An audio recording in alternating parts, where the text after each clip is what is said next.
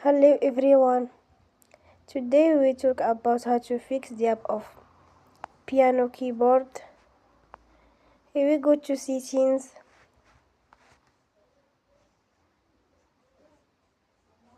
Then we click on apps.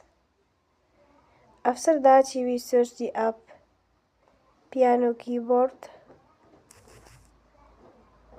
and we click. Then you will on for stop. After that we go to storage.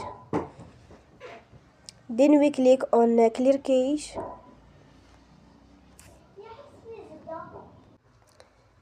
Here we go to Play Store and you will update your app. Don't forget to support us by like and subscribe. See you next time and thank you for watching.